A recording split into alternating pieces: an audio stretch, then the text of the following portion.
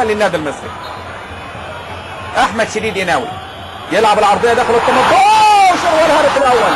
عرضيه جميله والرجل للنادي المصري ومحمد جابر بيقدموا عليها من زمان. والله يا جماعه بقول لحضراتكم المصري يقترب ويقترب. كنت لسه بقول الكلام ده منذ دقائق قليله بل اقل من دقيقه، وبالفعل محمد جابر يصدق على كلامي بأمناه ويضع البطاقه الاولى للنادي المصري. محمد جابر قلب الدفاع. والله السنه دي شكل المدافعين هم الهدافين. يعني طبعا محمود فتح الله عندنا في الزمالك احرز هدفين، شفناه طبعا في مباراه الامس امام الاتحاد وامام غزل المحله احرز هدفين. هذا الهدف وفي الاتحاد هدف، وادي اليوم محمد جابر يضع البطاقه الاولى للنادي المصري.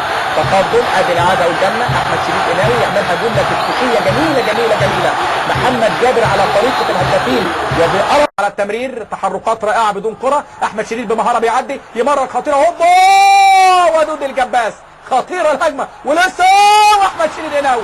احمد شديد قناوي بيرد على كل من شكك في قدراته في هذه المقابله، يرد على كل من شكك في قدراته في النادي الاهلي ويضع البطاقه. المصري اضاع اكثر من هدف، ادي اعاده للهدف. فرصه حقيقيه ضاعت، مفيش حد بيدافع. التمريره وسط عدم رقابه تماما لاحمد شديد قناوي. الراجل بيلعب لوحده مفيش حد معاه. تصويبه قوية.